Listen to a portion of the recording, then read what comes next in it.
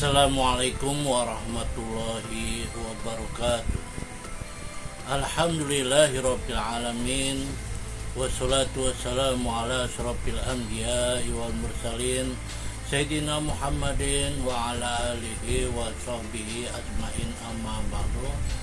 Ma'asyiral kaum muslimin wal muslimat rahimakumullah.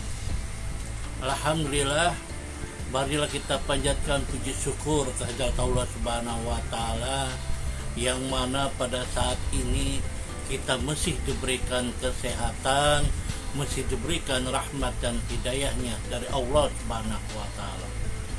Kemudian salam serta salawat kita haturkan kepada junjungan kita yaitu Habibanal Karim Muhammad sallallahu alaihi wasallam. Masyarul kaum muslimin rahimakumullah. Pada kesempatan ini saya akan membicarakan tentang BBM.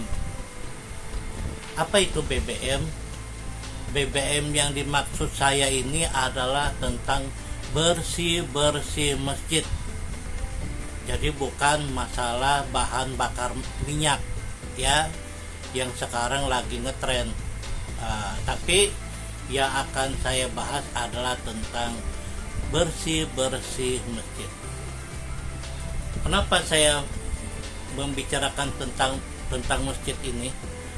Kita ketahui bahwa pertumbuhan masjid di Indonesia ini luar biasa, ya. Pembangunan masjid di mana-mana, dari masjid yang kecil hingga menjadi besar, masjid yang mungil menjadi yang lebih besar lagi, masjid yang kurang bagus lebih bagus lagi, masjid yang kurang luas lebih luas lagi, bahkan masjid dipercantik dengan segala hal yang berkaitan dengan keindahan. Jadi apa saja yang ada di masjid diupayakan agar bisa menarik jemaah, agar bisa selalu berada di dalam masjid. Kalau perlu di dalam masjid itu ada AC-nya.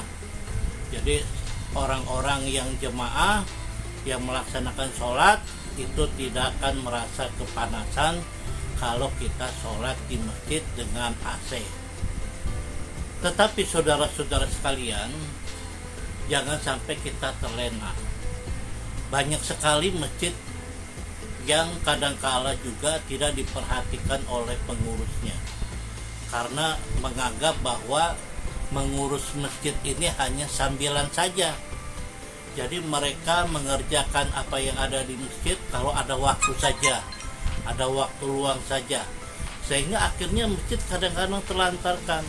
Masjid menjadi kotor, banyak debu, masjid tidak terurus, bahkan tidak mempunyai konsep atau program yang bagus, sehingga akhirnya masjidnya itu banyak yang ditinggal oleh para jemaahnya. Yang paling terpenting adalah di sini mengenai kebersihannya. Padahal kalau masjid bersih, insya Allah banyak sekali para jemaah yang akan datang ke tempat masjid kita. Tapi kalau masjid kita kotor, jangankan kita mau masuk ya, kita ngelihatnya aja sudah malas. Makanya pada kesempatan ini kita bahas ya mengenai bagaimana motivasi kita supaya masjid kita menjadi bersih. Di sini disebutkan bahwa ya Rasulullah Shallallahu Alaihi Wasallam mengingatkan kepada kita tentang kebersihan masjid, ya, karena kebersihan masjid ini ada keutamaan-keutamaannya.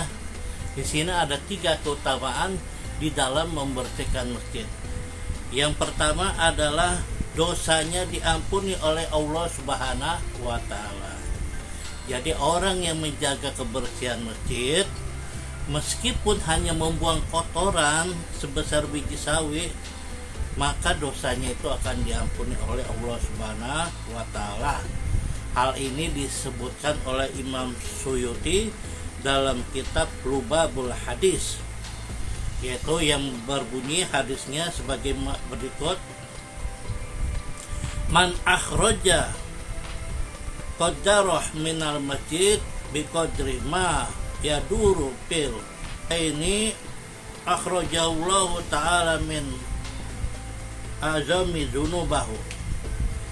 Siapa yang mengeluarkan kotoran dari masjid dengan sekuran yang dapat dipandang oleh mata, maka Allah akan mengeluarkannya dari dosa-dosa yang besar darinya. Gitu ya. Jadi insya Allah dosa-dosa kita akan diampuni oleh Allah Subhanahu wa Ta'ala. Yang kedua, kalau kita menjaga kebersihan masjid, maka kita akan dibangunkan satu rumah dan tempat di surga. Nah, ini dia nih. Di suatu hadis disebutkan oleh Imam Suyuti dalam kitab Probabul Hadis dari Sa'id Al-Khudri, dia berkata bahwa Nabi Muhammad SAW bersabda. Nah, nih dengerin.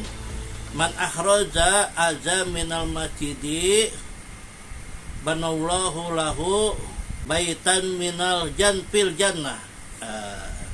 Siapa saja yang mengeluarkan kotoran dari masjid, maka Allah akan membangun rumah untuknya di dalam surga. Begitu ya. Walaupun ada sedikit kotoran, misalnya ada sampah gitu, kita bersihkan, insya Allah pahalanya sama dengan kita dibangunkan rumah di surga. Amin ya rabbal alamin. Yang terakhir, keutamaan membersihkan masjid adalah kedudukannya mulia di sisi Nabi Muhammad Sallallahu Alaihi Wasallam. Jadi dulu waktu zaman Nabi ada seorang perempuan yang kerjanya membersihkan masjid. Suatu saat Nabi tidak melihatnya kemana perempuan ini yang selalu membersihkan masjid. Ternyata sudah meninggal. Kalau para sahabat kelihatannya kurang menghargai, tapi oleh Nabi Muhammad SAW dicari kuburannya, lalu beliau sholat di situ untuk memberikan penghormatan kepada perempuan itu. Jadi jelas sekali bahwa orang yang membersihkan masjid insya Allah mendapatkan kemuliaan di sisi Nabi dan Allah Subhanahu wa Ta'ala. Itu saja yang saya sampaikan. Oleh karena itu kepada seluruh pengurus masjid, mari kita jaga masjid kita, jaga kebersihannya supaya jamaah itu bisa betah di dalam masjid.